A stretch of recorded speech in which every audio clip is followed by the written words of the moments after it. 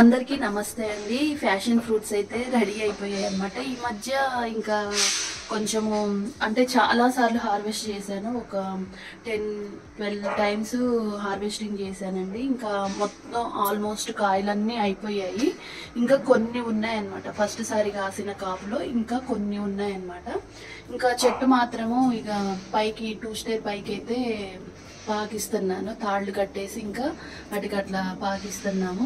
ఇక్కడ మొత్తం ఎక్కువగా అయిపోయిందండి. ఇది ఆగట్లేదు. బరువుకి మొత్తం కిందికి పోటుకో మీద పడిపోతుంది. దాని మీద ఉన్న కాయలేమో అసలు తెంపడానికే రావట్లేదు. సరే, ఇక్కడ ఉన్నంత వరకు ఈరోజు హార్వెస్టింగ్ చేస్తానండి. ఇంకా ఇప్పుడు తెంపితే ఈ కాయలతోటి ఇంకా కొన్ని కాయలు ఉన్నట్టు ఇట్లా బాగా పండిందంటే తొడిమ అదే ఊడిపోతుంది అనమాట. ఇలా పట్టుకోగానే ఊడి వచ్చేసింది. అలా కొన్ని కాయలు మీకు ఇక్కడ చెప్పాను కదా, మనకి ఇట్లా సన్సైడ్ లాగా ఉండే పోటుకో మీద ఉన్నాయి. ఇంకా వాటి మీద ఉన్న కాయలు అయితే తెంపేస్తున్నాను. ఇప్పటికీ ఒక ఫస్ట్ కాపు వచ్చిన దగ్గర నుంచి నేను 12-13 టైమ్స్ హార్వెస్టింగ్ అయితే చేశాను. ఇప్పుడు ఇది 13వ హార్వెస్టింగ్ అండి. నేను అసలు కాయలు మాత్రం చాలా ఉన్నాయి, దూరకాయలు. కాకపోతే సన్సైడ్ మీదనే ఎక్కువ ఉంటుంది. ఇంకా అత్తయ్య గారు ఇలా కొంచెము బాగా పండిన కాయ అయితే ఇదండి, కొంచెం దూరకాయ అయితే ఇదనమాట. ఇది కూడా దూరకాయ. ఇంక ఇవైతే పచ్చికాయలు అనమాట. ఇవి ఇంకొక తర్వాతకి హార్వెస్టింగ్ చేసుకోవచ్చు అవి. ఇంకా ఇది కూడా పచ్చికాయలే. లోపల అయితేనండి అసలు దాక్కొని ఉంటున్నాయి, ఫుల్గా ఉంటున్నాయి కాయలు. జ్యూస్ మాత్రం సూపర్ ఉంటుంది.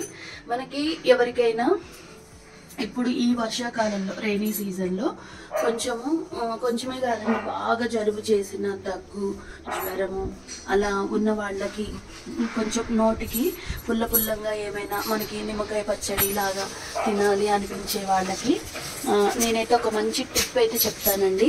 ఈ జ్యూస్ అండి, నిజంగా ఈ జ్యూస్ తాగితే మనకి నోటికి స్పర్శ అనేది కోల్పోతాం, టేస్ట్ అలా. ఇది చూడండి ఎలా పండిందో. 2 కాయలు బాగా పండాయి అనమాట. అసలు ఇలా పండితే ఇంకేం లేదండి, ఇలా తెంపంగానే కాయ వచ్చేస్తుంది అనమాట. చూడండి ఈ టైపు కూడా ఒక కాయ. అసలు మన ఇంట్లో మనము ఆర్గానిక్ పద్ధతిలో పండించిన కాయలండి. ఇక్కడ ఒకటి ఉంది, కాదు ఇది దోరది కాదు, పచ్చికాయే.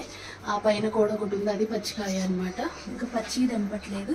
ఇక్కడైతే వరుసగా చూడండి బల్బ్స్ లాగా ఏలాడుతూ ఉన్నాయి. భలేగా ఉందండి. ఇది ఒక పందిర్లాగా వేసామన్నమాట ఇక్కడ మా వరండాలోనే. ఇంకా అసలు దీనికి ఒక వరండా లాగుండి మంచిగా ఒక చక్కగా దానికి పాకటానికి ఒక పందిరి లాగా వేస్తే ఫుల్ కాయలు ఇంక ఇట్లా ఏలాడతాయి అనమాట. ఇంకా ఇలా తీగేమో పైన అంతా ఉంటుంది, కాయలు వచ్చేసి ఇలా బల్బు లాగా ఇలా వేలాడుతూ ఉంటాయి అన్నమాట. ఇంకా ఇప్పుడైతే ఇక్కడ వరకు అయితేనండి ఈ 6 కాయలు వచ్చాయి. ఇంకా వెతికితే ఇంకా బోల్డ్ అని కాయలు అయితే వస్తాయి అన్నమాట.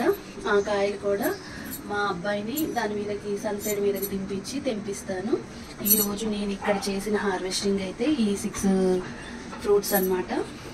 ఇవి వచ్చేసి మంచిగా మనకి పక్వానికి వచ్చిన ఫ్రూట్సే తెంపాను అనమాట. ఇవేమో బాగా పండాయి. ఇది వచ్చేసి బాగా పండాయి.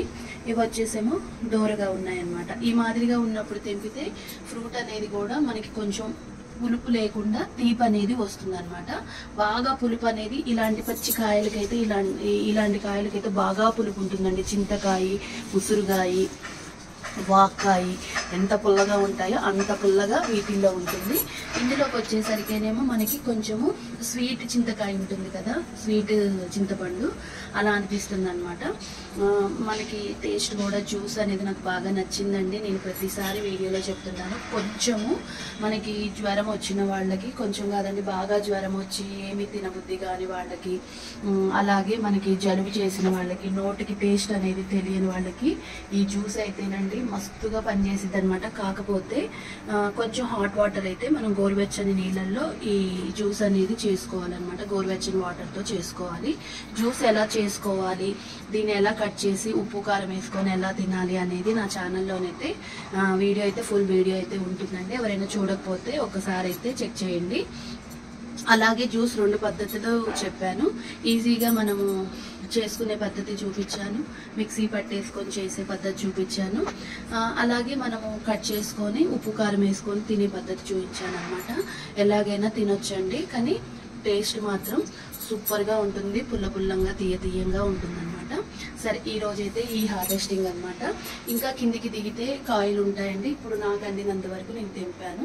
ఇంకా అటు సైడ్ నుంచి కూడా తెంపి నేను తర్వాత అన్నీ కూడా ఇంకా జ్యూస్ చేసుకొని, ఇంకా మా ఇంట్లో వాళ్ళందరం అయితే పిల్లలు కూడా తాగుతున్నారండి. మామూలుగా అయితే మేము ఇంట్లోవే ఆర్గానిక్గా పండించినవి కాబట్టి వీటికి ఎలాంటి కెమికల్స్ యూజ్ చేయట్లేదు అనమాట. మజ్జిగ ద్రావణము అండ్ మనము వచ్చేసి బియ్యం కడిగిన నీళ్లు మాత్రమే యూజ్ చేస్తున్నాను ఇప్పటి వరకు. ఎలాంటి పురుగు ఎలాంటి ఫంగస్ అయితే ఇప్పటి వరకు దీనికి లేదండి. హ్యాపీగా ఎవరైనా, ఇది క్రీపర్ జాతి, ఎవరైనా మనకి ఎక్కువ ప్లేస్ ఉండి పెంచుకుంటే బాగుంటుంది. ఒకవేళ ప్లేస్ లేకపోయినా ఇలా బాల్కనీలలో కూడా మనము కింద పెట్టేసుకొని పెంచుకోవచ్చు అనమాట. ఈ వీడియో నచ్చిందని అనుకుంటున్నాను. నచ్చితే తప్పకుండా లైక్ చేయండి, షేర్ చేయండి, సబ్స్క్రైబ్ చేసుకోవడం మాత్రం మర్చిపోద్ది. వీడియో మీకు ఎలా అనిపించింది అనేది అయితే కామెంట్ చేయండి.